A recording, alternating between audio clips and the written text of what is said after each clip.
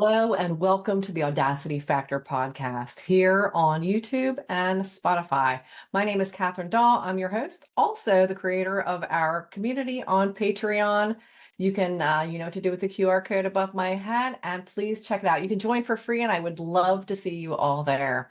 Today, I want to talk a little bit about codependency because I want to set up a series of conversations that I'm going to have here with my husband. He and I both have participated previously in codependent relationships, and I want to be able to talk more about that and get the dynamic that we both experience in different versions and what our part was in that. So he and I both are the typical enablers where we're sacrificing ourselves, sacrificing we want what we believe for the greater good, only to find ourselves not ever enough. It won't ever be enough. And I don't know if you've experienced this before in a codependent scenario, or I mean, there are other emotional manipulation, emotional abuse, and these are forms of that as well. But it's really a dynamic pattern. And I want to give you just a couple of definitions of what I'm talking about when I talk about codependency. And if you know what the word is, more than likely you've probably experienced it in some form of or the other. According to Psychology Today, codependency is a dysfunctional relationship dynamic where one person assumes the role of the giver, sacrificing their own needs and well-being for the sake of the other person and the other relationship or in the relationship. On Wikipedia, you can find codependency is a theory that attempts to explain imbalanced relationships where one person enables another person's self-destructive behavior. And it's not even necessarily self-destructive behavior. So that part I don't really agree with, because what we're doing is we're enabling someone else's poor behavior, abusive behavior. And it can be abusive towards us. It can be abusive towards others, not to mention abusive towards themselves, which I have to say from my own experience, it's been more abusive towards other people. We try to make everything better, and we try to make ourselves not a target, but not realizing that we'll always be the target. And that's the role of the enabler, which is not a healthy pattern to develop. And this can be learned behavior. This can be behavior that you really don't even recognize you're creating, typically in a scenario where you're in relationship with possibly a narcissist, somebody who is a gaslighter, who I have to say, they don't have a recognition of them having abusive tendencies or subjecting you to emotional abuse or physical abuse. They just don't have the capacity to understand what it is that they're doing. So for us, in our desire to want to help them understand how we're feeling, we can continue to give them a pass to let them try to manage to make different choices that aren't ones that are traumatic for us, abusive for us, manipulating for us, undermining certainly for us. And, you know, I think that dynamic will always be undermining for any relationship you want to have. There is not a possible way for you to have a healthy, joy-filled, successful relationship in when you're in this codependent dynamic. And as an enabler, you will continue to sacrifice yourself, your own needs, your own desires, your value, your strength, all of the things, because you think it's for the greater good to make this relationship work. When and if you've done it for a long period of time, you can be in a position, I believe, of denial, where you're unable to even recognize your own part in creating the dynamic, because as an enabler, we allow the behavior. We want different behavior, but it is not up to us to choose the behavior. We can explain, and we can explain 1,000 different ways and hope that they this time will get it. But it isn't ever gotten. So you have a choice then in those moments to continue your own part in enabling the behavior and recognize that this is going to be your life as long as you choose it to be. So, we can, that can devolve severely into extreme people pleasing and everything's fine. No, I don't need anything. No, I don't want anything. What do you want? What do you need? What can I do for you?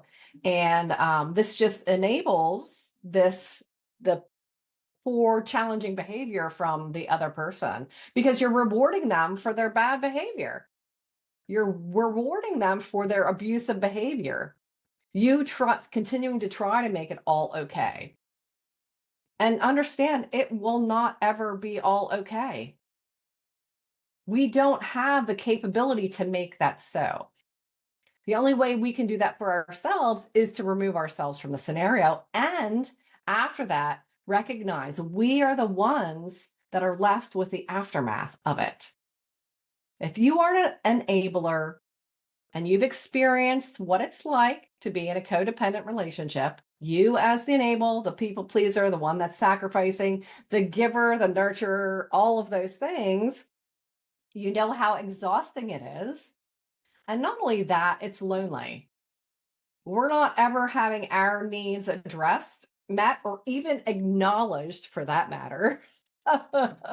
And these relationships have a tendency to be really transactional, because if that other person who is not the giver, who is not the enabler, who is the person on the other side of that codependent relationship, they see it as them giving you something to get something for themselves in return. So that you owe them something for them throwing you this bone or offering you this crumb or whatever that is, that for us, we can blow completely out of proportion and act like it's this giant, wonderful, they're finally giving me a piece of themselves. Well, it's total bullshit, but we can convince ourselves of that because it feels good at that time, us getting that little crumb, not remembering that they're going to want something in return for that. And it's likely to be something way bigger than that and way more than that crumb. And in those times, we get to choose what we're going to do.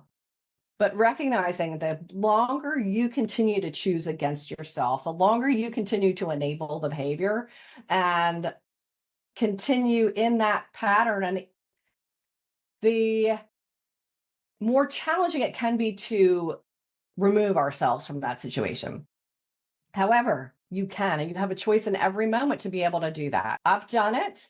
It was difficult and challenging because I ended up in such a place of deep fear, worry, anxiety.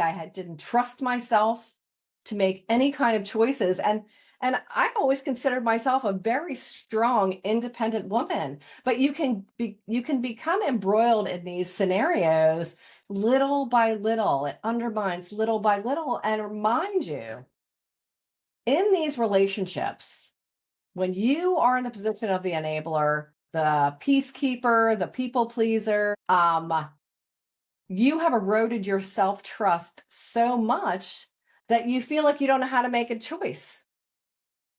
And the other person preys on that because what they do is they undermine your strengths so that all you're left with are whatever your glaring weaknesses are. I developed a severe case of fear and anxiety. I didn't trust myself at all to do anything, to not do anything, to say something and not say something. It was all just a big mess of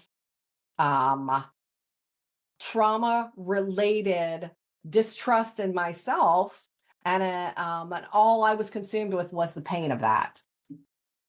So, does any of this sound like you?